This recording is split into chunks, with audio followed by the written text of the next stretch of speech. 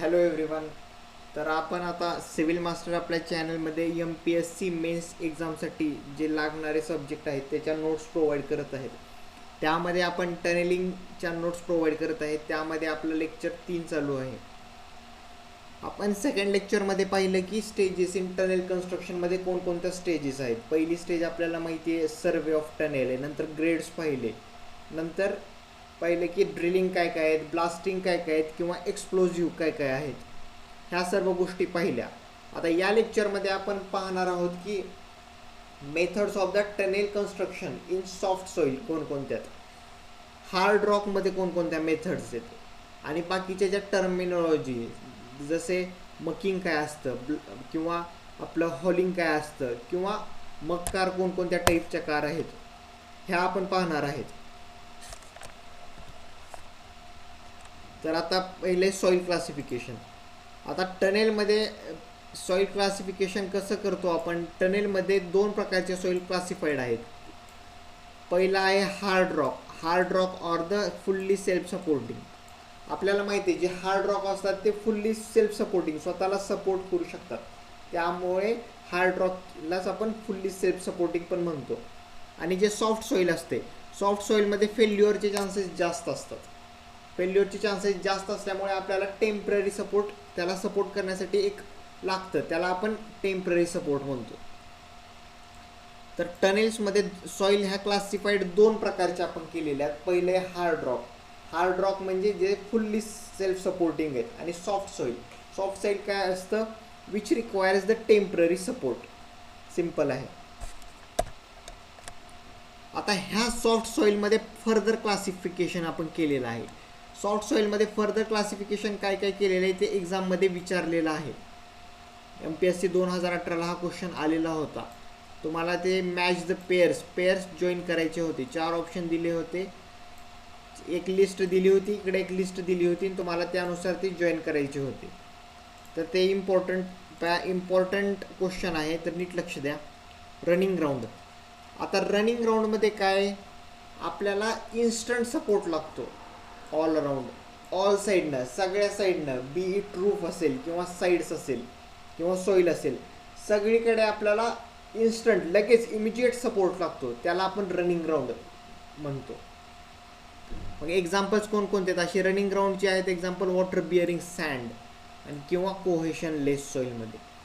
जे कोहेशन लेस सॉईल आहेत म्हणजे ग्रॅव्हल्स आहेत किंवा सँड आहेत किंवा वॉटर बिअरिंग सँड आहेत, ह्याचं क्लासिफिकेशन आपण रनिंग ग्राउंडमध्ये करतो.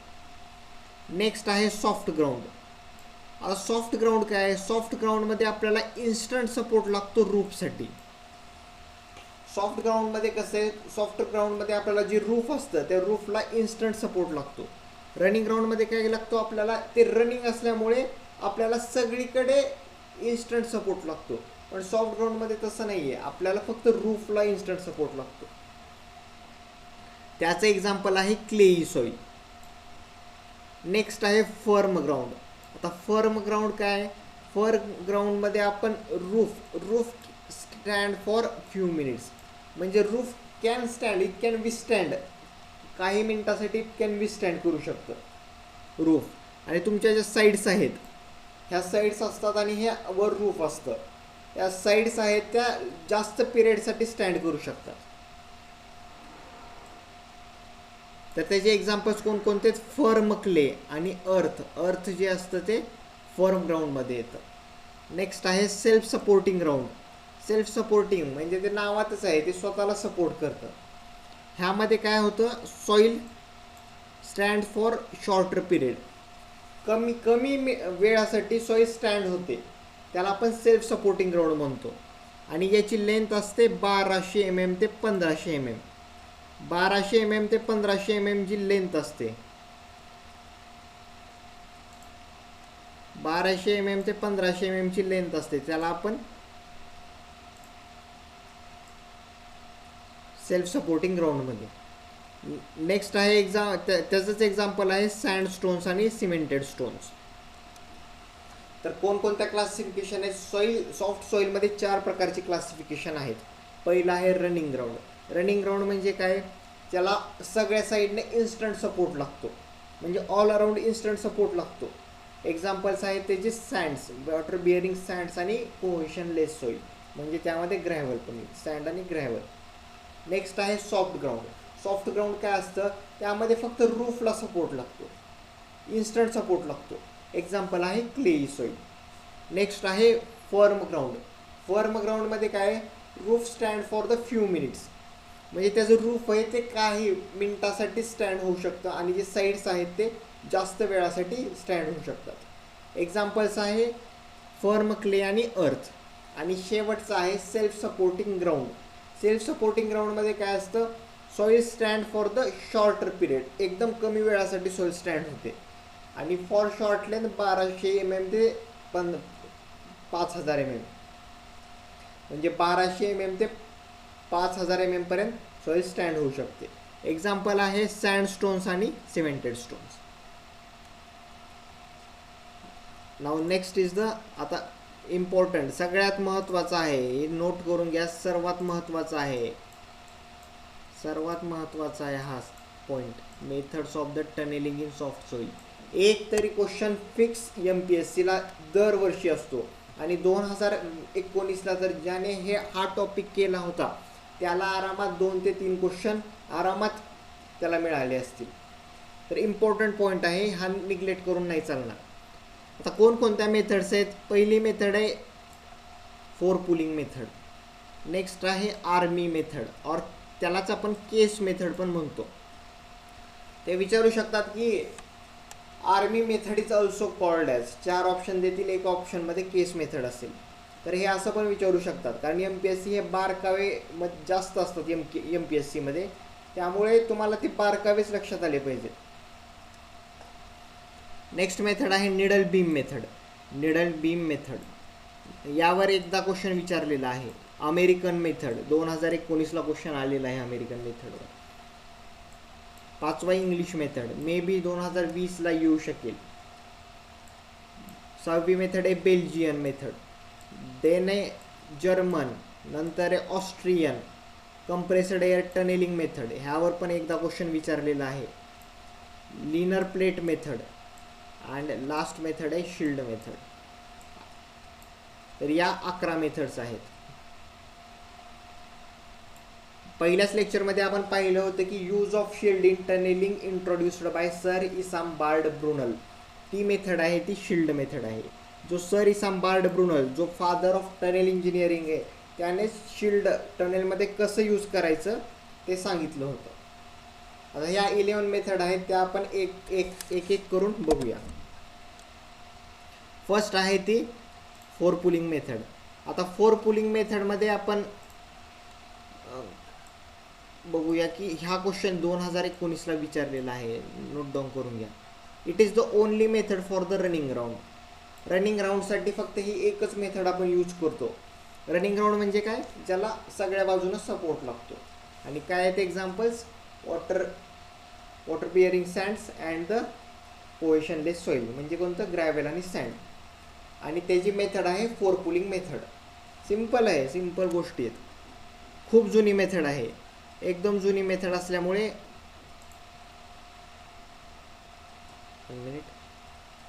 खूप जुनी मेथड असल्यामुळे आपल्याला ही आता ग्रॅज्युअली रिप्लेस केली आहे बाय कंप्रेस्ड एअर टनेलिंग मेथडने. हा क्वेश्चन विचारलेला आहे, हाच क्वेश्चन विचारला होता 19मध्ये तुमच्या MPSCच्या 19च्या एक्झाममध्ये. हा क्वेश्चन विचारलेला आहे की बाबा कोणती मेथड रिप्लेस करू शकते, तर आन्सर आहे कंप्रेस्ड एअर टनेलिंगला कोणती मेथड रिप्लेस, कोणत्या मेथडला कंप्रेस्ड एअर टनेलिंगनं रिप्लेस केलेलं आहे, तर फोर पुलिंग. का केलेलं आहे, कारण ही मेथड खूप जुनी मेथड आहे. नेक्स्ट काय आहे, ही खूप स्लो आहे आणि ह्याची प्रोसेस पण एकदम टेडियस आहे, म्हणजे एकदम हार्ड प्रोसेस आहे. आणि इट रिक्वायर्स स्किल्ड लेबर. एवढेच इम्पॉर्टंट पॉईंट आहेत आणि यावरच क्वेश्चन विचारला तर येऊ शकेल. तर काय आहे fore poling method. Four poling method काय आहे, ही एकच मेथड आहे जी आपण रनिंग ग्राउंडमध्ये यूज करतो. रनिंग ग्राउंड म्हणजे ज्याला ऑल साईडनं सपोर्ट लागतो. एक्झाम्पल्स आहेत तुमचे सँड्स आणि ग्रॅव्हल्स. खूप जुनी मेथड आहे. जुनी मेथड असल्यामुळे काय झालं, ही रिप्लेस केली कोणी, कंप्रेस्ड एअर टनेलिंगने. आणि स्लो पण आहे, हार्ड म्हणजे TDS पण मेथड आहे आणि it requires skilled level. Simple. Next is the army method. Army मेथडलाच आपण केस मेथड पण म्हणतो. हा पण क्वेश्चन विचारलेला आहे 2016ला. ही मेथड कशासाठी आपण यूज करतो? फॉर लेईंग अंडरग्राऊंड सीवर. अंडरग्राऊंड सीवर ले करण्यासाठी आपण आर्मी मेथड किंवा केस मेथड यूज करतो. सिम्पल आहे.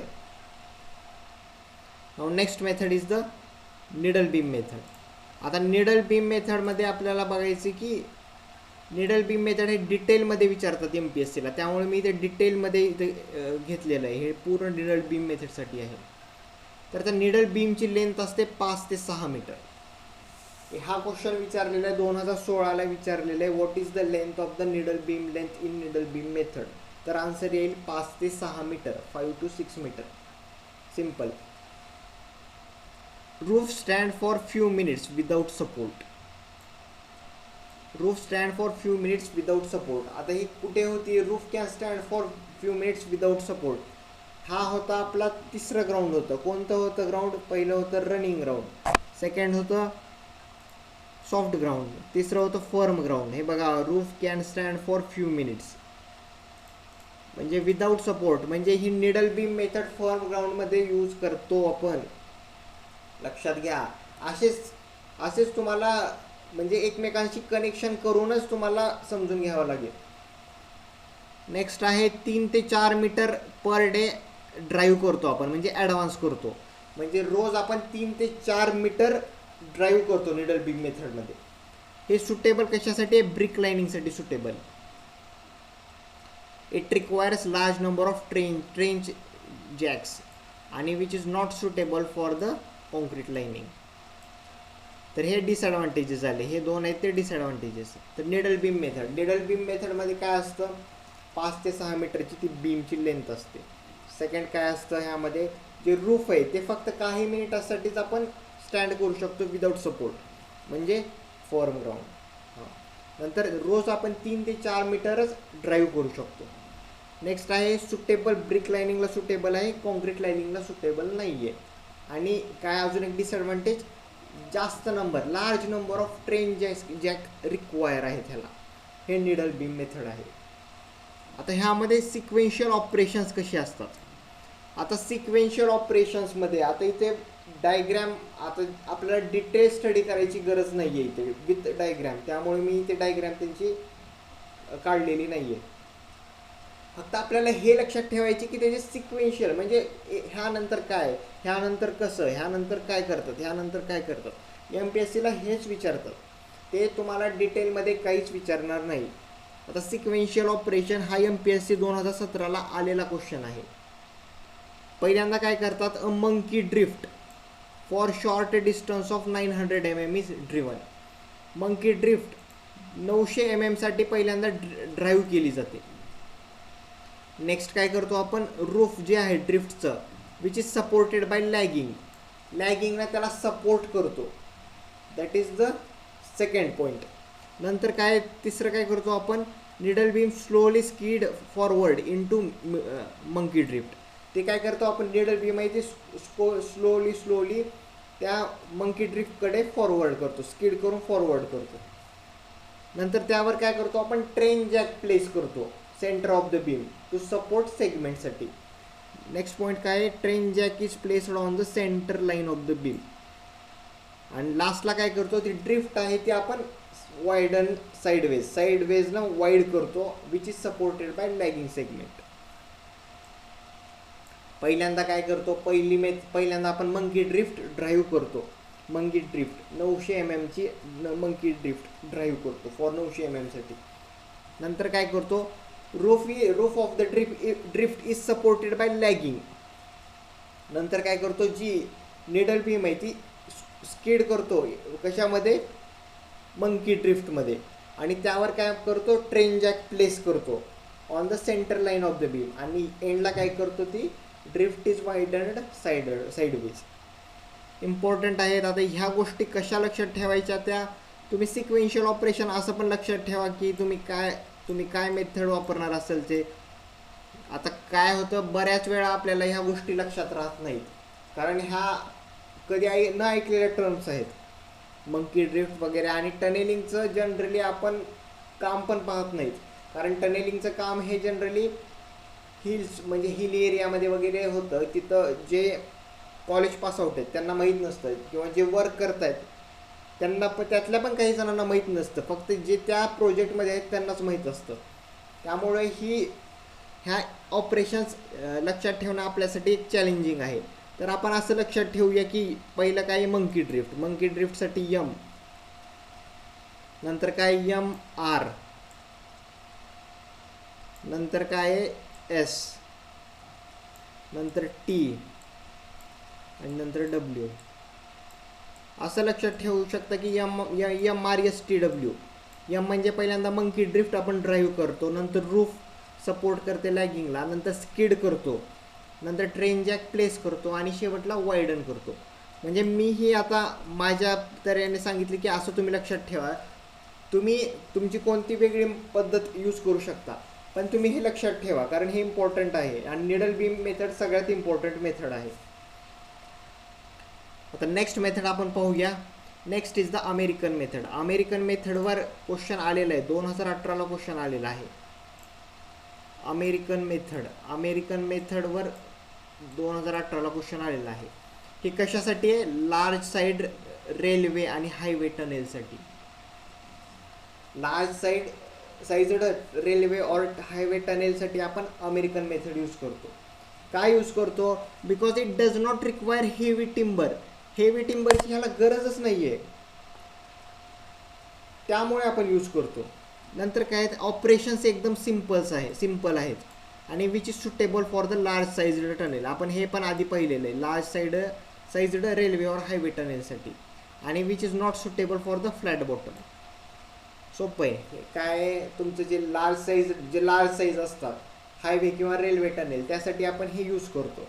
काय यूज करतो? Because it does not require heavy timber आपल्याला जास्त रिक्वायरमेंट नसल्यामुळे ऑपरेशन्स एकदम सिम्पल आहेत. आणि एक पॉईंट लक्षात ठेवा की डिसएडव्हान्टेज आहे, not suitable for the flat bottom.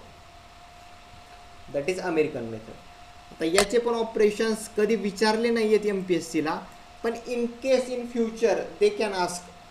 आता काही विचारतील हे आपण गेस करू शकत नाही, पण आपल्याला वेल प्रिपेअर राहावं लागेल. तर ह्याचे सिक्वेन्शियल ऑपरेशन काय आहेत? पहिल्यांदा top drift is first driven and supported by lagging. म्हणजे पहिल्यांदा आपण काय करतो? टॉप ड्रिफ्ट आहे ती पहिल्यांदा ड्राईव्ह करतो आणि नंतर काय करतो? साईड ऑफ ड्रिफ्ट वायडन करतो. नेक्स्ट पॉईंट काय आहे? Side of drift is widen. तर ही झाली अमेरिकन मेथड. अमेरिकन मेथडमध्ये आपल्याला एवढंच लक्षात ठेवायचं आहे की ते लार्ज साईज टनेल आहे रेल्वे आणि हायवे टनेलसाठी. टिंबर जास्त लागत नाही ह्याला, त्यामुळे सिम्पल ऑपरेशन आहे. आणि एकच डिसएडव्हान्टेजेस आहे की नॉट सुटेबल फॉर द जे फ्लॅट बॉटम आहे त्या फ्लॅट बॉटमला ही मेथड सुटेबल नाही आहे. आणि ऑपरेशन्स काय आहेत? पहिल्यांदा टॉप ड्रिफ्ट आपण ड्राईव्ह करतो आणि साईड ड्रिफ्ट असते ती वायडन करतो. सिम्पल आहे.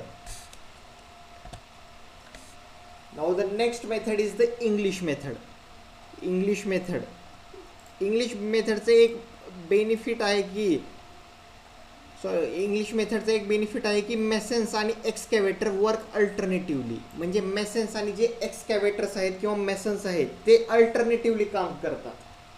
ते अल्टरनेटिव्हली काम करत असल्यामुळे तर निश्चितच आपल्याला टाईमची पण रिक्वायरमेंट जास्त लागेल. त्यामुळे नेक्स्ट पॉईंट काय आहे? It requires more time than other methods. English मेथडचा एक बेनिफिट आहे, पण त्या बेनिफिटमुळे पण एक डिसएडव्हान्टेजेस आहे.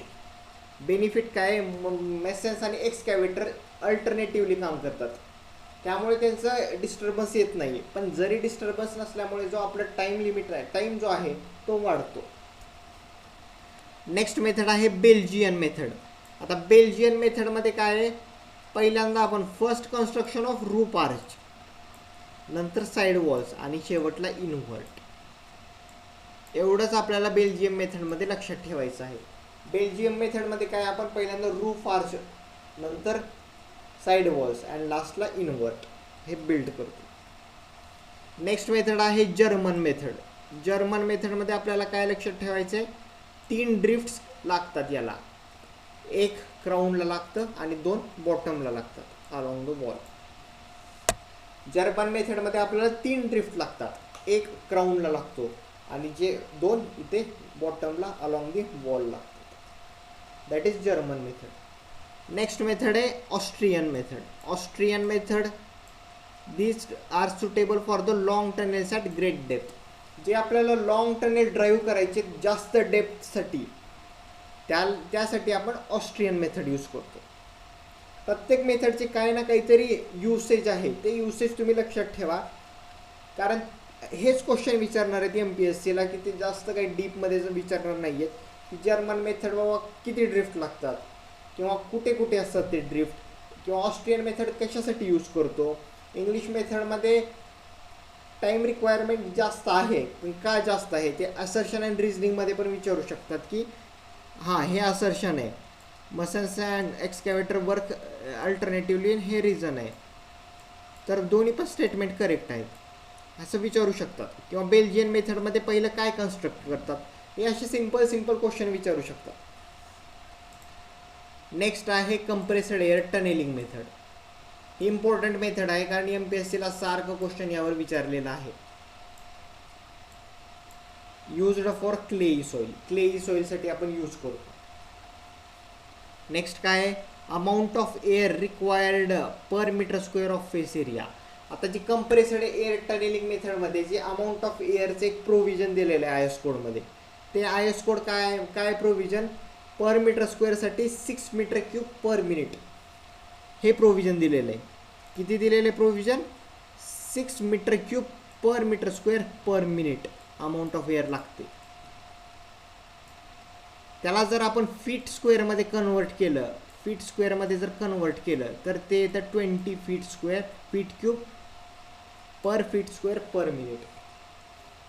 म्हणजे कंप्रेस्ड एअर टनेलिंगमध्ये अमाऊंट ऑफ एअर किती लागते. आता हा क्वेश्चन विचारलेला आहे MPSCमध्ये, एकदा त्यांनी कन्फ्यूज करण्यासाठी फीट स्क्वेअरमध्ये विचारलेला आहे, तर तुम्हाला मीटरचं फीटमध्ये कन्वर्ट करावं लागेल. त्यामुळे मी तुम्हाला इथे डायरेक्ट दिलेलं आहे की जर फीट स्क्वेअरमध्ये विचारलं तर 20 व्हॅल्यू येते आणि जर मीटर स्क्वेअरमध्ये विचारलं तर 6 व्हॅल्यू येते. नेक्स्ट आहे compressed air pressure. Compressed air pressure काय असतं गॅमा H.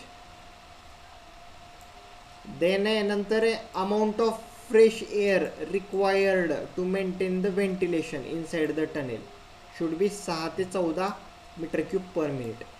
आता एवढा अमाऊंट ऑफ फ्रेश एअर लागते व्हेंटिलेशन मेंटेन करण्यासाठी. सिम्पल आहेत सगळ्या गोष्टी 6 वरच आहेत. पहिलं पण 6 आहे, इथं पण 6 आहे, फक्त इथे लक्षात ठेवायचे 6 ते 14 मीटर क्यूब पर मिनिट आहे. आणि हे मीटर स्क्वेअरमध्ये जर विचारलं तर 6 metre cube per metre square per minute. आणि इथं जर फीट स्क्वेअरमध्ये विचारलं तर 20 feet cube feet square per minute. Now the next is the linear plate method. आता लिनर प्लेट मेथडमध्ये त्याच्या पण सब मेथड्स आहेत, पण त्या डिटेलमध्ये डिस्कस करण्याची गरज नाही आहे कारण क्वेश्चन त्यावर विचारले जाणार नाही आहे. त्यावर फक्त क्वेश्चन हा डिस्क्रिप्टिव्ह तयार होऊ शकतो. त्यामध्ये ऑब्जेक्टिव्ह एक तयार होऊ शकतो, तो म्हणजे stiffening ribs. Stiffening ribs linear प्लेटमध्ये जे यूज करतो कशासाठी, when diameter of the tunnel 3 मीटरपेक्षा जास्त असेल. ही व्हॅल्यू तुम्हाला लक्षात ठेवणं गरजेचं आहे. 3 मीटर व्हॅल्यू लक्षात ठेवणं गरजेचं आहे. तर लिनर प्लेट मेथडमध्ये आपण स्टिफनिंग रिब्स यूज करतो केव्हा, जेव्हा डायमीटर ग्रेटर दॅन 3 मीटर असेल. Simple. Now the next and the last method of the soft soil is the shield method.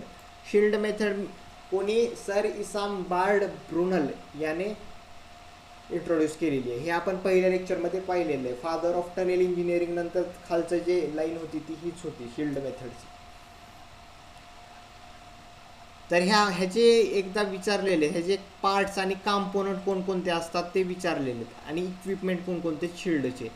आता ह्याची डायग्रॅम आहे, ह्याची डायग्रॅममध्ये ते लक्षात ठेवणे गरजेची नाही आहे कारण त्याचे पार्ट्स आणि कॉम्पोनंट्स आणि इक्विपमेंट मी ते लिहिलेले आहेत. त्यामुळे तुम्हाला हे लक्षात ठेवणं गरजेचं आहे की पार्ट्स कोणकोणते. ते विचारतात की which of the following is not a part of shield और which of the following is a equipment of shield. म्हणजे असं विचारू शकतात, त्यामुळे ह्या गोष्टी लक्षात ठेवणं महत्त्वाचं आहे. पार्ट्स कोणकोणते आहेत? पार्ट्स आणि कंपोनंटमध्ये कटिंग एज असतो हे माहिती आहे आपल्याला, त्यालाच आपण लीडिंग एज पण म्हणतो. नेक्स्ट आहे tail or rear portion. Central part त्यालाच आपण ट्रंक पोर्शन पण म्हणतो. एक हुड असतं आणि प्रोपेलिंग टँक, हे पार्ट्स आहेत. काय काय असतं? एक सेंट्रल पोर्शन असतं त्याला ट्रंक पोर्शन म्हणतो, एक टेलचा असतो एंडचा पोर्शन त्याला आपण रेअर पोर्शन म्हणतो, एक कटिंग एज असतो आपण त्याला लीडिंग एज म्हणतो, आणि हुड असतं आणि शेवटला असतं प्रोपेलिंग टँक. नेक्स्ट आहे इक्विपमेंट ऑफ शिल्ड. आता इक्विपमेंट ऑफ शिल्डमध्ये कोणकोणते इक्विपमेंट आपण यूज करतो? Gravel, chute, trailing dam, stretcher and breastboard, हे आपण यूज करतो. आता याला पण मी जसं मग तुम्हाला मंकी ड्रिफ्टमध्ये सांगितलं होतं तसं इथे पण तुम्ही काहीतरी करू शकता, जी असं काहीतरी करू शकता, GCTSB असं काहीतरी करू शकता. G means gravel, C means chute, T means trailing dam, S means stretcher and B means breastboard. हा क्वेश्चन MPSCला 17ला विचारला होता. 17ला क्वेश्चन विचारला होता की which of the following is not a equipment of shield, आणि त्यामध्ये एक ऑप्शन होता निप्पर कार होता. तर निप्पर कार हे इक्विपमेंट ऑफ शिल्ड नाही आहे. निप्पर कार काय असते? एक व्हेकल असतं. तर इक्विपमेंट ऑफ शिल्ड कोणकोणते? ग्रॅव्हल आहे, शूट आहे, ट्रेलिंग डॅम आहे, स्ट्रेचर आहे आणि ब्रेस्ट बोर्ड आहे. तर अशा ह्या 11 मेथड्स आहेत, 11 मेथड्स आहेत method of tunnelling in soft सॉइलसाठी. तर आपण परत एकदा रिवाइज करूया की कोण पहिली मेथड आहे फोर पुलिंग मेथड. कशासाठी? रनिंग ग्राउंडसाठी. नेक्स्ट आहे खूप ओल्ड असल्यामुळे काय केले ते कंप्रेस्ड एअर टनेलिंगनं रिप्लेस केले त्याला. स्लो मेथड आहे, टेडियस म्हणजे खूप कॉम्प्लिकेटेड मेथड आहे आणि it require skilled labour. Generally आपण ही यूज करत नाही फोर पुलिंग मेथड. नेक्स्ट आहे आर्मी मेथड. आर्मी मेथडलाच आपण केस मेथड पण म्हणतो. कशासाठी? अंडरग्राउंड सेवरसाठी यूज करतो. नेक्स्ट आहे needle beam method. Needle beam मेथडमध्ये काय लक्षात ठेवायचे? त्याची लेंथ किती असते? 5 ते 6 मीटर असते. रूप स्टँड काय करतं? काही फ्यू मिनिटसाठी स्टँड करू शकतं विदाऊट सपोर्ट, आणि रोज आपण 3 ते 4 मिनिट पर डे ॲडव्हान्स करतो. सुटेबल कशासाठी आहे? ब्रिक लाईनिंगसाठी सुटेबल आहे आणि not suitable for concrete lining. आणि डिसएडव्हान्टेजेस काय? Large number of trench Jacks required. नंतर त्याचे सिक्वेन्शियल ऑपरेशन कसे लक्षात ठेवायचे ते तुम्हाला मी सांगितलं. नेक्स्ट आहे अमेरिकन मेथड. अमेरिकन मेथडचा यूज काय आहे? लार्ज साईड रेल्वे और हायवे टनेलसाठी आपण यूज करतो. काय यूज करतो? कारण it does not require heavy timber use करत नसल्यामुळे सिम्पल ऑपरेशन्स आहेत. फक्त याचा एक डिसएडव्हान्टेजेस आहे की तो फ्लॅट बॉटमला सुटेबल नाही आहे. Now the next method is the इंग्लिशमध्ये काय सांगितलं मी? इंग्लिश मेथडमध्ये मसन्स आणि एक्सकॅव्हेटर्स अल्टरनेटिव्हली काम करतात. का? कारण त्यांचा डिस्टर्बन्स नसू नये म्हणून. आणि त्यामुळे काय होतं? अल्टरनेटिव्हली काम करल्यामुळे जास्त टाईम लागतो. नेक्स्ट मेथड आहे बेल्जियन मेथडमध्ये काय आहे? पहिल्यांदा रूफ आर्च कन्स्ट्रक्ट होतो, देन साईड वॉल्स आणि नंतर इनवर्ट बिल्ड होतो. नेक्स्ट मेथड आहे जर्मन मेथडमध्ये 3 ड्रिफ्ट लागतात. एक क्राऊनला लागतो आणि 2 बॉटमला लागतो. नेक्स्ट आहे ऑस्ट्रियन मेथडमध्ये काय होतं? लॉंग टनेल्स ॲट ग्रेट डेप्थमध्ये यूज करतो. नेक्स्ट आहे कंप्रेस्ड एअर टनेलिंगमध्ये. त्यामध्ये अमाऊंट ऑफ एअर किती लागते ते तुम्ही लक्षात ठेवायचे आणि क्ले सॉइलसाठी यूज करतो. लिनर प्लेट मेथडमध्ये काय लक्षात ठेवायचे की फक्त स्टिफनिंग रिब्स जे असतात ते कधी यूज करतो? जेव्हा डायमीटर 3 मीटरपेक्षा जास्त असेल.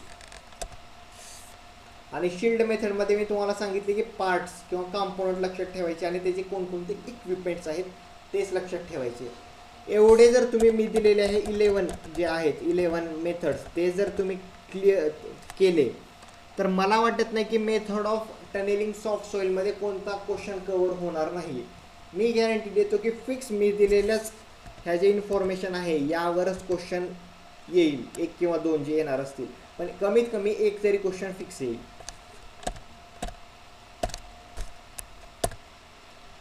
नाव the next is the methods of tunnelling in hard rock. Hard रॉकमध्ये काय आहे? हार्ड रॉकमध्ये आपण पहिल्यांदा पाहूया की sequence of operations for tunnelling in hard rock, कोणकोणते ऑपरेशन्स करतो आपण. नेक्स्ट आहे फेसेस कोणकोणते, कसे कसे डेव्हलप करायचे, सिस्टीम ऑफ व्हर्टिकल शाफ्टनं आणि पायलट टनेल्सनं. नेक्स्ट आपण पाहूया की कोणकोणत्या मेथड्स आहेत हार्ड रॉकमध्ये. जसे आपण सॉफ्ट सॉईलमध्ये पहिल्या मेथड तशा हार्ड रॉकमध्ये पण पाहूया. नेक्स्ट आहे ड्रिफ्ट मेथड. ड्रिफ्ट मेथड पाहूया कोणती मेथड आहे. नंतर पाहूया heading and benching method, full face method, नंतर कॅन्टिलिव्हर कार्ड डंप मेथड, नंतर NATM important method, new Austrian tunnelling method आणि पेरीमीटर मेथड. आणि नंतर पाहूया इम्पॉर्टंट टर्मिनॉलॉजी, मकिंग काय असतं, नंतर हॉलिंग काय असतं, निप्पर कार काय आहे, ती मी तुम्हाला सांगितलेलं आहे, एक प्रकारचं व्हेइकल येते. तर ह्या गोष्टी आपण पुढे पाहणार आहोत. आता नंतर एक्सप्लोजिव्ह पाहणार आहोत. क्वांटिटी ऑफ एक्सप्लोजिव्ह कशासाठी यूज करतो, कोणकोणते. नंतर मार्केटमध्ये सध्या कोणते आहेत एक्सप्लोजिव्ह, हे पण क्वेश्चन विचारलेलं आहे एकदा. तर हे आपण आता पाहणार आहोत. तर आजच्या लेक्चरमध्ये आपण methods of tunnelling in soft soil पाहिलेलं आहे. तर आय होप हे लेक्चर जे मी लेक्चर सिरीज घेतोय ते सगळ्यांना समजत असेल. आणि याच्या जर PDF तुम्हाला PDF फॉर्ममध्ये जर पाहिजे असेल तर खाली दिलेल्या डिस्क्रिप्शन बॉक्समध्ये जी लिंक दिलेली आहे टेलिग्रामची, त्या आमच्या टेलिग्रामच्या चॅनलला तुम्ही जॉईन करा, तिथे तुम्हाला PDF भेटून जातील. आणि लास्ट बट नॉट लिस्ट आपल्या या सिव्हिल मास्टर चॅनलला सबस्क्राईब करा, म्हणजे तुम्हाला डेली जे लेक्चर सिरीज आहे ते लगेच भेटून जाईल. ठीक आहे, आपण आता लेक्चर स्टॉप करूया आणि भेटूया नेक्स्ट 4th लेक्चरमध्ये. थँक्यू.